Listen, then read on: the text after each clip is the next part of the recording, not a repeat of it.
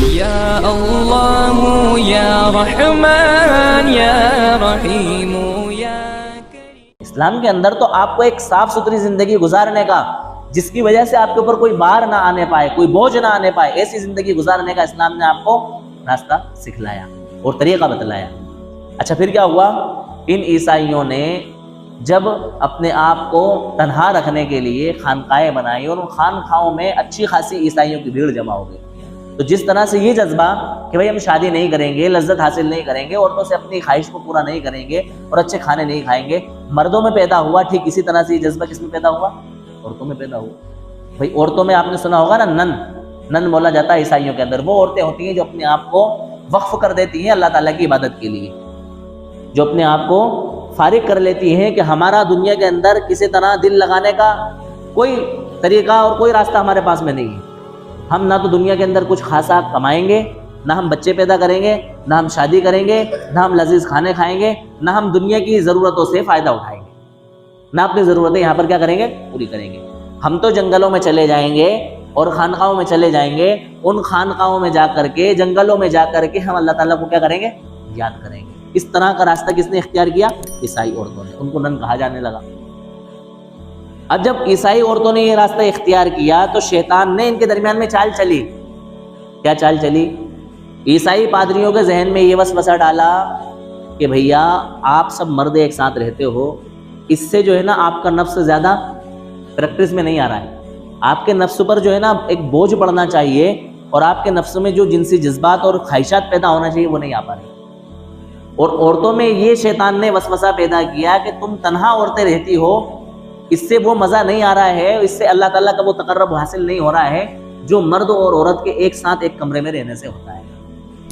یہ پٹی کس کو پڑھائی شیطان نے؟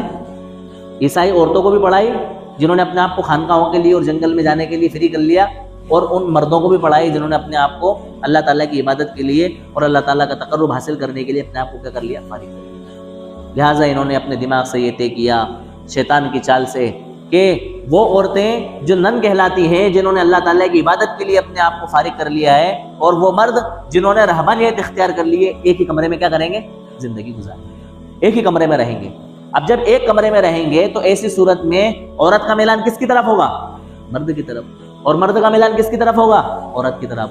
اب جب یہ میلان ہوگا تو ہم اس میلان کو جنسی تسکین کا ذریعہ نہیں بنائیں گے، یعنی ایک دوسرے سے ہم الگ رہیں گے، ہمارا دل چاہے گا کہ ہم ملاپ کریں، ایک دوسرے سے ملاقات کریں، اپنی خواہشات پوری کریں، لیکن ہم خواہشات کو پورا نہیں کریں گے، تو ایسی صورت میں پھر اللہ تعالیٰ ہم سے کیا ہوں گے؟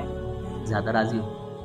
پھر دوسری چال شیطان نے یہ چلی کہ ایسے کام نہیں چل رہا ہے، یہ تو بہت معمولی بات ہے، بھئی عورت وہاں ہے، مرد یہاں ہے، بظاہر ایک کمرہ ہے، اس میں وہ تمہارا نفس نہیں کچل پا رہا ہے اور تمہارے نفس کی وہ ہیبٹ نہیں ہو پا رہی ہے جو اس صورت میں ہوگی کہ مرد اور عورت کیا ہو؟ ایک چارپائی پر سو۔ کیا کریں؟ عیسائی جو نن ہیں وہ، اور عیسائی رہبانیت جنہوں نے اختیار کی ہوئی ہے، راہب جو ہیں وہ، اور راہبہ ہیں جو، راہب اور راہبہ یعنی عیسائی عورتیں اور عیسائی مرد جنہوں نے اپنے آپ کو اللہ تعالیٰ کی عبادت کے لیے فارغ کر لیا، وہ کیا کریں؟ ایک بیڈ پر سوئیں، ایک پلنگ پر سوئیں۔ جب ایک پلنگ پر سوئیں گے، ایک پلنگ پر رات گزاریں گے تو ان کے اندر کیا ہوگا؟ جنسی جذبات زیادہ بھڑکیں گے، جنسی خواہشات زیادہ پیدا ہوں گی، اور پھر جب جنسی خواہشات زیادہ پیدا ہوں گی اور یہ اپنی جنسی تکمیل کے اندر مبتلا نہیں ہوں گے اور جنسی سکون حاصل ایک دوسرے سے نہیں کریں گے، تو اللہ تعالیٰ کو ان کی ادائیں کیا ہوں گی؟ زیادہ پسند آئیں گی، اور اللہ تعالیٰ ان سے کیا ہوں گے؟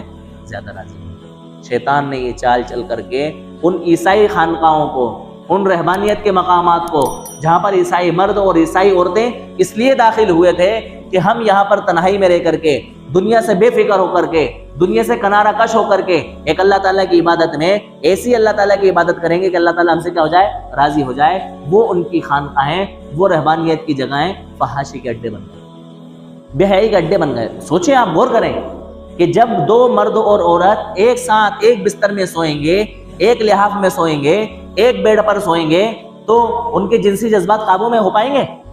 کبھی بھی نہیں ہو سکتے، کیونکہ فطرت سے جو ہے نا یہ بغاوت ہے، انسان کے جنسی جذبات سے کیا ہے؟ بغاوت ہے۔ لہٰذا وہ خانقاہیں جو انہوں نے عبادت کے لیے مخصوص کی تھی، وہ خانقاہیں ان کی کیا بن گئی؟ بے حیائی کے اڈے۔